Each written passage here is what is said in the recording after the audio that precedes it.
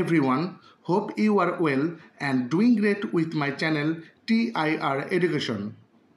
Dear friends, আজকে আমরা শিখতে চলেছি কিছু অ্যাডভান্সড ইংলিশ সেন্টেন্স স্ট্রাকচার। তো চলো ভিডিওটি শুরু করা যাক। ডিয়ার ফ্রেন্ডস, আমরা এমন ধরনের কথাগুলো প্রায় বলে থাকি, যেমন আমার ইংরেজি শেখার ইচ্ছা আছে, তার বইটি কেনার ইচ্ছা আছে, আমার একটি নতুন গাড়ি কেনার ইচ্ছা আছে।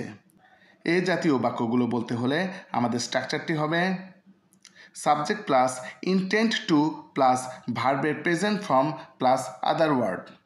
Subject third person singular number হলে ইন্টেন্ট এর সঙ্গে একটি এস যুক্ত হবে, অর্থাৎ ইন্টেন্ট হয়ে যাবে ইন্টেন্টস। তো চলো কিছু এক্সাম্পল দেখি। আমার ইংরেজি শেখার ইচ্ছা আছে। I intend to learn English. I intend to learn English. তার বইটি কেনার ইচ্ছা আছে। He intends to buy the book. He intends to buy the book. আমার একটি নতুন গাড়ি কেনার ইচ্ছা আছে। I intend to buy a new car. I intend to buy a new car.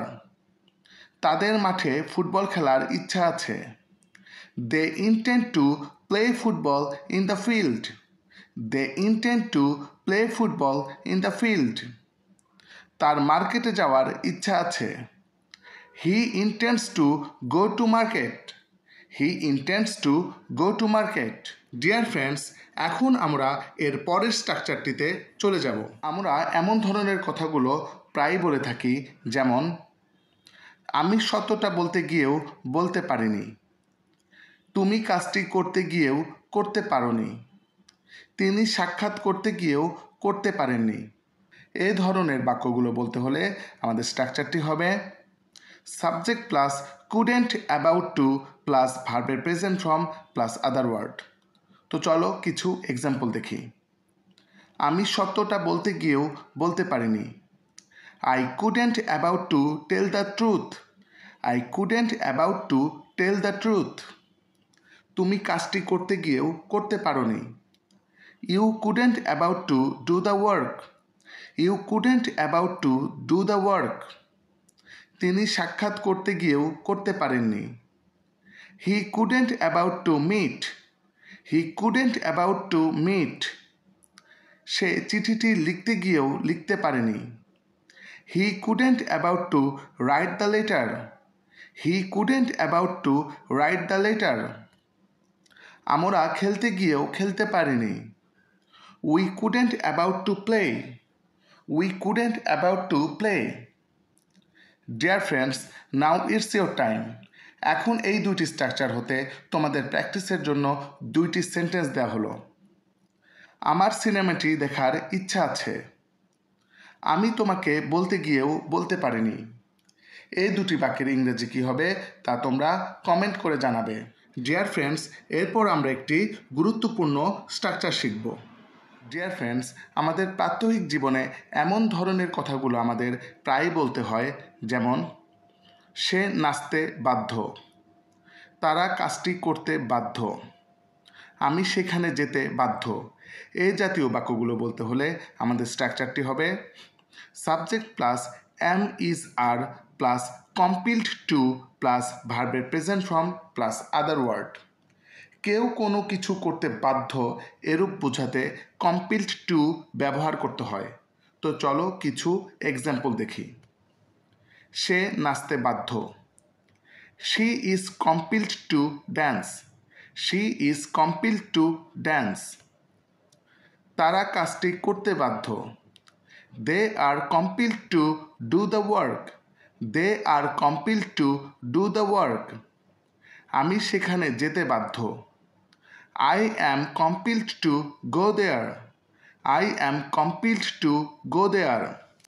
সে স্কুলে যেতে বাধ্য। He is compelled to go to school. He is compelled to go to school. তারা লেখাপড়া করতে বাধ্য। They are compelled to study. They are compelled to study. Dear friends, এরপরে আমরা শিখব একটি গুরুত্বপূর্ণ স্ট্রাকচার। আমাদের দৈনন্দিন জীবনে আমাদের প্রায়ই এই ধরনের কথাগুলো বলতে হয়, যেমন আমি ইংরেজিতে কথা বলতে পারছি, সে মোটরসাইকেল চালাতে পারছে, আমি অঙ্কটি করতে পারছি।